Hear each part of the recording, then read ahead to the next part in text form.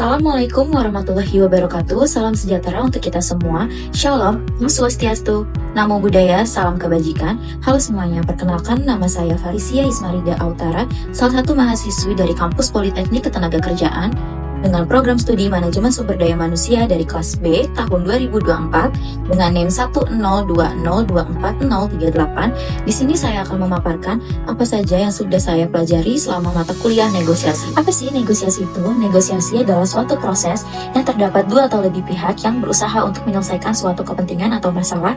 Mereka berusaha untuk menyelaraskan kepentingan tersebut hingga terjadinya suatu keputusan yang dapat diterima oleh seluruh pihak. Negosiasi terdapat di dalam kehidupan sehari-hari loh. Seperti contoh kecilnya, kita ingin menentukan tempat di mana kita dan teman kita ingin bertemu, di restoran atau di kafe. Kita harus bernegosiasi dengan teman kita, apakah dia setuju dengan pendapat kita dan apakah kita setuju dengan pendapat mereka. Jadi, negosiasi mencapai suatu keputusan antara satu pihak dan pihak lainnya. Dalam negosiasi terdapat beberapa karakteristik. Yang pertama, adanya dua pihak atau lebih yang saling berkaitan. Yang kedua, adanya perbedaan kepentingan atau kebutuhan yang diinginkan.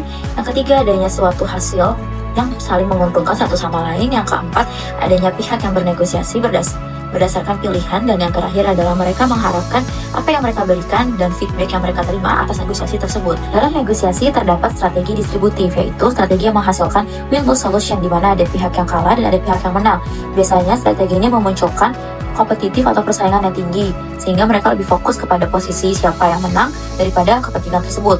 Lalu ada strategi integratif, yaitu menghasilkan win-win solution, di mana semua pihak memiliki kepentingan yang sama, yaitu sama-sama menang. Biasanya strategi ini memunculkan kolaborasi dan penggunaan alternatif lain untuk mencapai suatu kepentingan tersebut. Biasanya alternatif yang digunakan dalam strategi integratif ini bisa disebut alternatif BATNA. Apa sih BATNA itu? Jadi BATNA adalah Best Alternative to a Negotiate Agreement, di mana salah satu pihak atau negosiator menggunakan alternatif BATNA ini ketika mereka memiliki opsi atau pilihan yang lain untuk mencapai suatu keputusan. Biasanya dalam penjualan rumah, suatu pihak yang ingin membeli rumah dengan harga 150 juta, lalu dia bernegosiasi untuk menurunkan harga tersebut, namun tidak bisa. Nah, dia akhirnya memikirkan bahwa dia bisa memilih rumah lain dengan harga yang lebih murah. Jadi mereka memiliki kekuatan BATNA, yaitu memiliki opsi lain.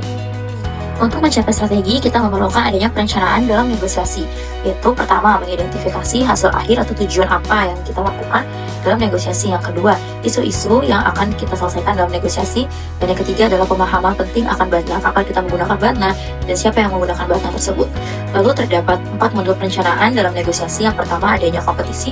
Kedua, kolaborasi, penghindaran, dan akomodasi. Dalam kompetisi menghasilkan win-lose solution, sedangkan kolaborasi dan akomodasi menghasilkan win-win solution.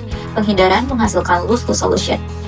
Dan dalam perencanaan terdapat 2 pendekatan, yaitu pendekatan unilateral, yaitu pendekatan yang memfokuskan kepada salah satu pihak saja, yaitu negosiator, tanpa mementingkan pihak lain. Sedangkan bilateral mementingkan kesejahteraan semua pihak akan keputusan tersebut. Setelah menentukan perencanaan untuk melakukan negosiasi, implementasi yang dilakukan dalam negosiasi harus sesuai dengan etika. Etika adalah suatu standar sosial dalam masyarakat untuk menilai apa yang salah dan apa yang benar dalam melakukan sesuatu. Nah, negosiator harus memperhatikan etika dan prinsip etis dalam melaksanakan negosiasi. Yaitu beberapa pendekatan dalam etika untuk sesuai dengan prinsip etis. Yang pertama ada pendekatan hasil akhir, yaitu konsekuensi dari hasil keputusan yang diberikan. Yang kedua ada pendekatan tugas, yaitu sesuai dengan kewajiban dan prinsip moral yang berlaku. Yang ketiga, adanya kontrak sosial, yaitu didasari oleh nilai-nilai masyarakat. Dan yang keempat, adanya pendekatan personalistik, yaitu bagaimana keputusan dibuat dapat melihat integritas individu dan dapat menilai kepribadian seseorang.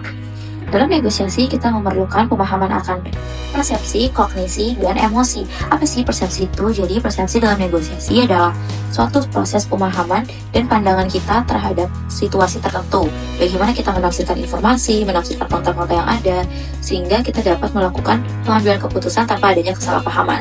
Yang kedua, adanya kognisi. Kognisi adalah bagaimana kita melakukan penalaran yang sesuai dengan logika dalam memecahkan suatu masalah dalam negosiasi. Nah, kognisi ini mempengaruhi bagaimana kita bertindak dan mengambil keputusan yang rasional dan efektif. Lalu kemudian ada emosi. Emosi adalah reaksi yang ditimbulkan secara psikologis atau perasaan yang ditimbulkan secara subjektif dalam suatu diri individu. Nah, emosi ini mempengaruhi negosiasi. Ketika kita tidak dapat mengontrol emosi kita, itu akan mempengaruhi bagaimana keputusan tersebut. Nah, contoh persepsi kognisi dan emosi dalam negosiasi yaitu ketika seorang karyawan menawarkan kenaikan gaji dalam persepsi.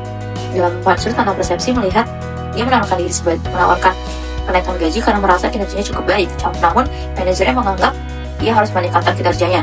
Nah, dalam kognisi, manajer tersebut melihat dia harus memikirkan anggaran perusahaan dan melakukan evaluasi kinerja. Sedangkan karyawan menganggap kenaikan gaji itu sedang menjadi tren dalam sebuah industri.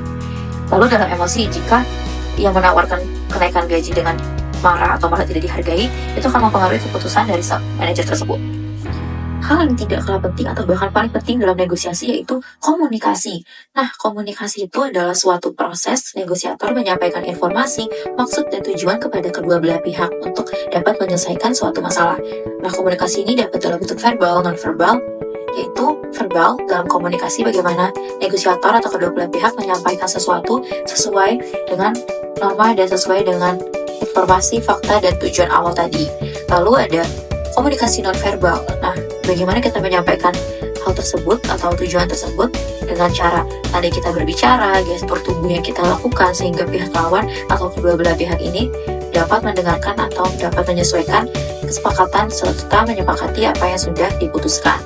Nah, dalam komunikasi kita tidak terus untuk berbicara dan ngomong, tapi kita juga perlu menjadi pendengar yang aktif atau pendengar yang baik agar pihak lawan atau kedua belah pihak ini dapat mengkomunikasikan pandangan mereka sesuai dengan kesepakatan agar terjadilah sebuah keputusan yang saling menguntungkan satu sama lain.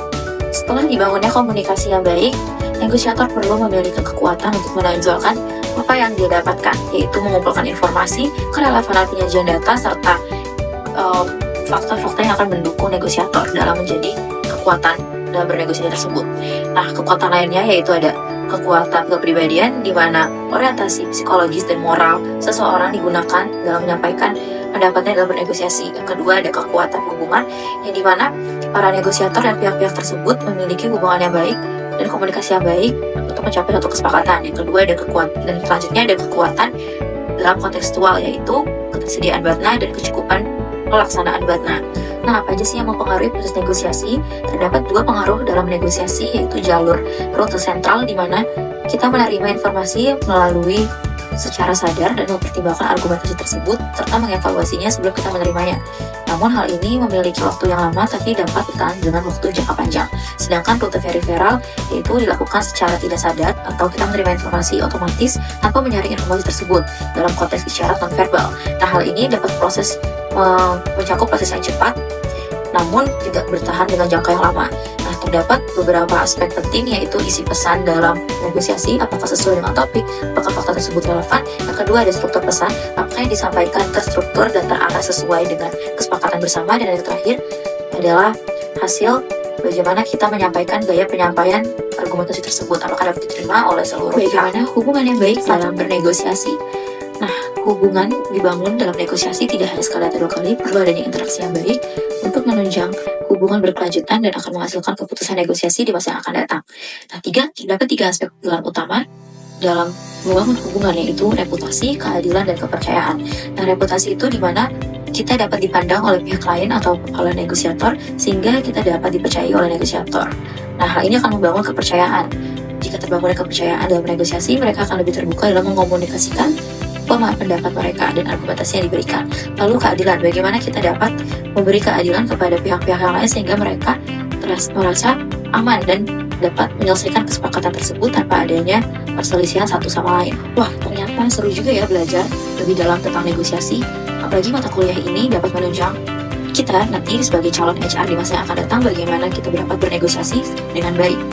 Saya Felicia Ismail Utara pamit undur diri. Wassalamualaikum warahmatullahi wabarakatuh. Terima kasih.